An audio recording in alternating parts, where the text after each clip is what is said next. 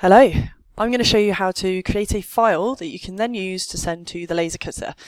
Now, because we're looking at clock design, I'm going to give you a bit of an example here. I've got a student in one of my groups who is trying to create a penguin that looks similar to this. It has a black piece of acrylic for the body that he has cut with a coping saw.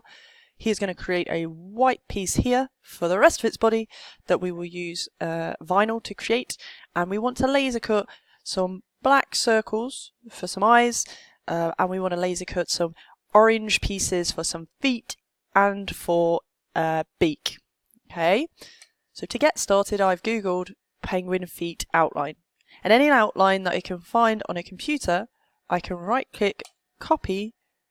2D design can be found on your desktop, and when you open it, this box appears. Click off that box. It's not relevant or important to you. The software is registered, so it's fine. Right click and click paste, and you'll find that whatever object you've taken in there is in the program but not ready to send to the laser cutter. The next thing you're going to do is vectorize that shape. The vectorizing tool takes this bitmap image and makes it vectored lines, so they are sharper. We want them to be monochrome, so there is only a see-through background and the black lines. This is because the laser cutter can only see a line that is coloured to cut. It doesn't see more than one colour in a file unless it's been highlighted to it. So I need this to just be one colour. Occasionally you'll have an image where you might need to invert. Okay, just to show you that there, might need to invert. But I drag this up to make sure that they are nice, neat, solid lines. When I mean solid, I mean there is some gaps here. But if I go too far up, I don't want there to be speckles. The laser cutter will notice those colours. Click OK. Click OK. Now, this line still isn't something that could go to the laser cutter. It's very thick, and what it would do is it would see it and try and engrave it, or if it was set to cut, it will cut repeatedly over here, which can lead to a fire risk. So what we're going to do is we're going to contour. The contour tool will run a line all the way around the outside of any shape I select. I'm going to contour at a space of 0.5, so quite close. I'm going to click on both. This one has a much nicer curve to it than this part here. I'm going to select this by clicking on it, and I've picked up my select tool, picking it up by its centre and moving it over on the page. This is no longer useful. I'm deleting it. Control and C, copy, Control and V, paste, means that I can take that file and lay it down on the page. These are overlapping slightly, so I do need to move them over. There's one more thing we need to be mindful of here though, which is the size of what I'm working with. These feet need to fit with the rest of the products that I've created already in my DT lessons. So I'm going to put grid lock on and pick up my dimension lines tool.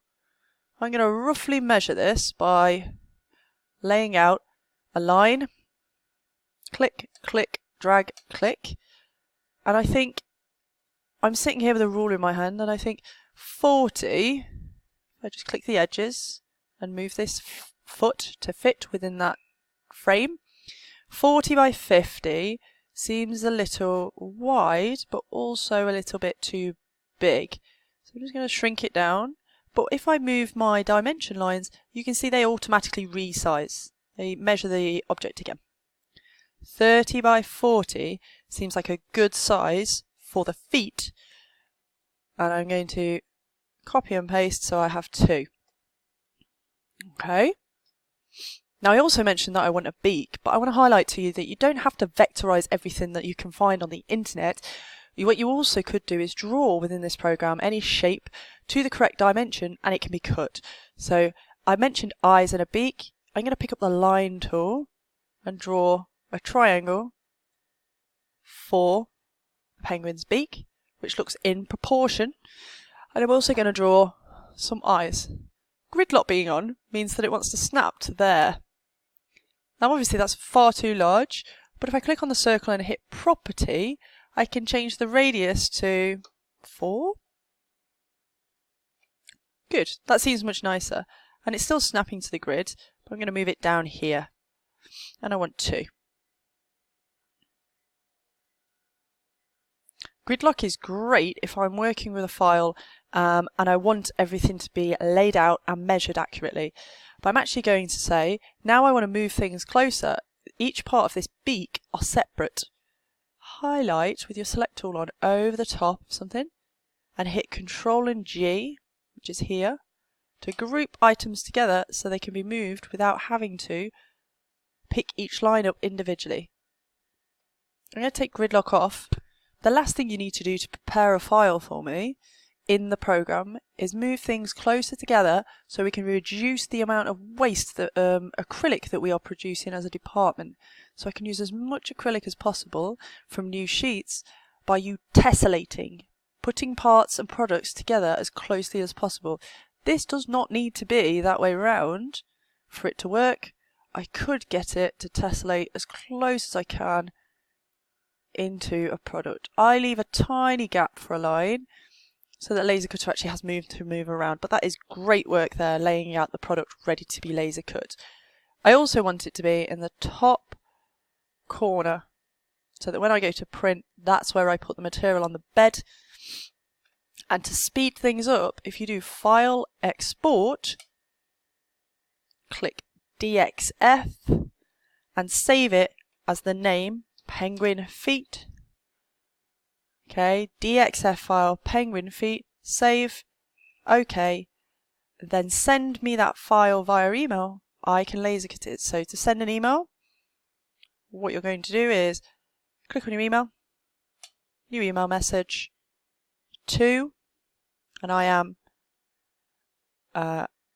you can find me under the advanced find, type my surname in here, click OK.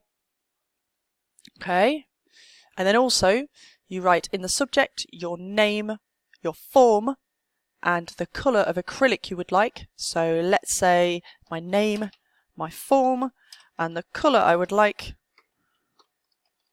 I was going to go write blue then, I don't want blue beak. And then attach the file. So browse and find that DXF file. Okay, the DXF file, not the 2D design one, and insert it and then send it to me. This then can be laser cut, it can be put with my name on it, in my box, in the colour I like. Okay, good luck.